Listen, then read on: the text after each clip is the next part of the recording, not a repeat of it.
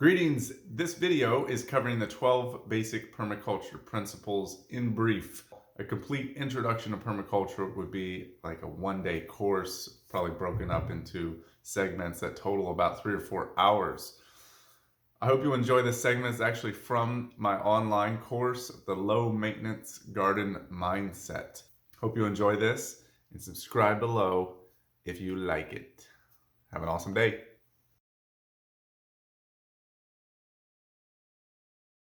The first bit, permaculture, nature mimicry design science. This is the permaculture designer's manual right here. This is a textbook.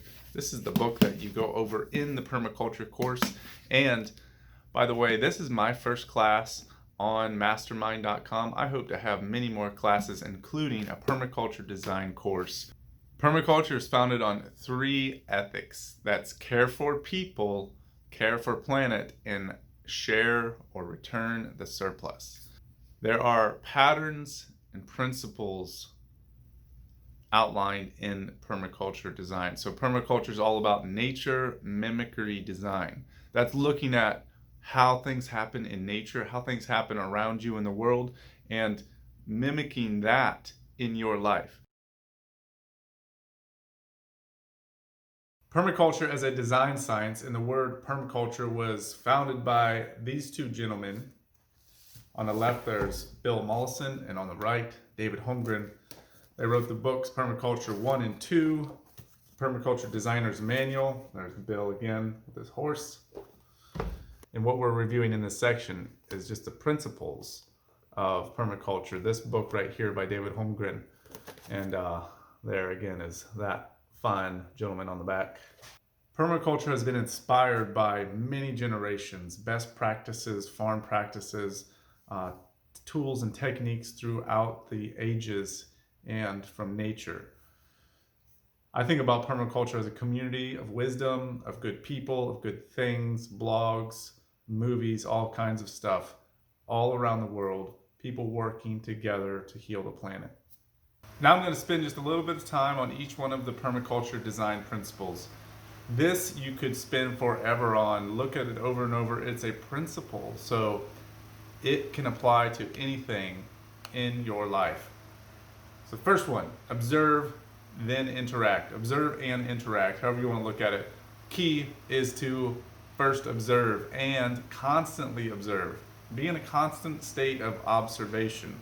You're going to see things and you're going to want to interact with it right away. And if you can, just sit back and watch it unfold, and you'll learn something about it, and you'll also see that there tends to find a balance at some point in time. There will be a balance in the system. Next one is catch and store energy. Energy is all around us, flowing through the systems, flowing through our homes, right around our homes, through our subdivisions, right around the business. There's a constant state of energy flowing. The energy could be anything. It could be sunlight, it could be water, it could be the attention of people who are walking past you. It could be cars driving by. So the idea is to capture that attention, capture that water, and use it, store it, be able to use it later. Entropy is a constant state of degradation. Integrity is the state of being whole and complete. The only thing that builds integrity is living systems, and that could be argued, and we could go deep into that, but essentially entropy is constantly at work on integrity. So if you can capture and store energy, you build more integrity. You have more potential to build integrity and create living systems around you. The third one, obtain a yield. A yield you can think of in a number of ways, but essentially is anything in excess of the energy that it took to produce it. So if you use 2 grains of rice to produce 2 grains of rice, you really don't have a yield. But if you use 2 grains of rice to produce 4, then you have 2 grain of rice yield. That's just how I think about it. You can take it where you want to. All right, then The next one is self-regulate and accept feedback. Wouldn't that be nice, right? Wouldn't that be nice if we could just have conversations with each other, or you run into a problem at work or with your kids or whatever, and we could all accept feedback and we could regulate ourselves so we're not getting angry or wanting to punch somebody or whatever it is. Same thing in the garden. Self-regulate, accept feedback. It's all part of observing too. The next one is use and value renewable resources. So try to use renewable resources wherever you possibly can, and try to minimize non-renewable resources. Produce no waste. Well, that's it. Produce no waste. Design from patterns to details. This one is super important. A lot of people really get hung up on the details, and it prevents you from taking action. That's why it's taken me like a year to start making online classes, because I get hung up on all the details. And I still don't have it all figured out, if you can't tell, but I'm making progress. I'm looking at the patterns and trying not to get hung up on the details. So what happens in the garden? Patterns to details.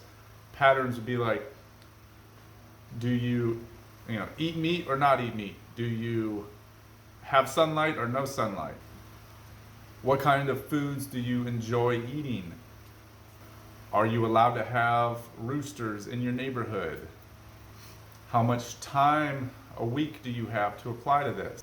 How long do you plan to live on site? Those types of patterns can determine the details that you choose, like what species of chicken should I get? What kinds of vegetables should I grow? Should I plant fruit trees? Should I plant nut trees? Is it likely for my kids to inherit this land or not? Those are some details that you can worry about later.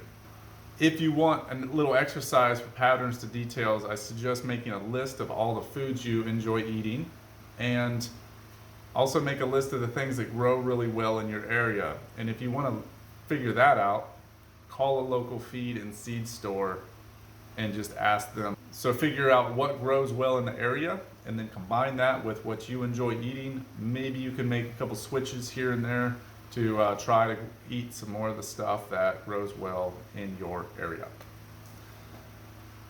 Next one is integrate. Integrate rather than segregate. If you integrate too many things, you can have some issues. And I talk about this in my book, 71 Solutions. But the idea is to integrate more plants, more things together. If we create this web, this living web of a diversity of species, then they support each other. And if one of them fails, or one of them has a disease or whatever, you're not completely wiped out. Some plants can fix nitrogen and produce nitrogen and nutrients for other plants. Certain plants deter pests from other plants, and some plants draw in pollinators for others too. So there's a great book, Creating Your Backyard Farm, and I highly recommend getting that. There's a companion planting guide in there that'll help you out. Use small and slow solutions. If you think about it, if say you want to till soil, say you need to loosen up your soil a little bit so you can plant. Well, you could go and buy a big tractor and till it all up mechanically. It costs a lot of money. You gotta buy fuel, you gotta travel to get the tractor, or buy the tractor or whatever. Or you could plant a series of cover crops that will break up the soil and fix nitrogen and add life. It'll do essentially the same, even better than what the tillage could do. However, it takes a long time to do it, a season or two or several seasons of cover cropping in order to establish the soil. We already talked a little bit about diversity. If you diversify your garden, your life, your team, your family's experiences, whatever it is, if you diversify, you will have more resilience to change. You'll have more tools to be able to pivot and adjust when things do change. You'll have a healthier lifestyle, and you'll have more options for what you can do, what you can eat, places you can go, people you can talk to. All right, this one's really cool. Use edges and value the marginal. Edges in a garden create surplus. You want more edges in a garden because wherever there's an edge, you have an accumulation of nutrients. So picture this, my hand, an edge, right? Wait, here, let me get some stuff. All right, here's no edge. Get off of that, sticky. Now, here's an edge. It's captured, right? This stuff is captured in this edge right here. So that's just a really simple example. But if you have edges in the garden, you have more places, more microclimates, you have more accumulation of nutrients, little niches, little places for insects to live, and you have more production essentially. But if you have edges in your house, you have more of a mess. You have more dust. Think about it. Every little toy that your child throws out on the ground is an edge. And then you have to pick it up. Or they trip on it, or you trip on it, or whatever. Those are all edges. A fuel-efficient vehicle has very little edges. You ever seen the new Aptera? Check out the new Aptera. It's like no edges. It's super slick. It's like the most efficient shape. That means efficiency when it comes to certain things like cars and cleanliness. But in the garden, you want to maximize edges. So if you have a round pond, that's going to be the least productive pond that you can have. But if you have a finger-shaped, a hand-shaped pond with all these fingers and edges, each one of those edges adds, because life will come from either side of the edge to gather, to congregate, and leave its nutrients. So you have all kinds of nutrient deposits. So value the edges, whether you want to add them in the garden or subtract them from your house. Value the edges. The last one is creatively use and respond to change. We saw in 2020 a major shift. That's why I'm doing online classes now, because I can't do as many classes in person, and it's really important to me to get information out there and to help people and to offer some insight to sustainable development.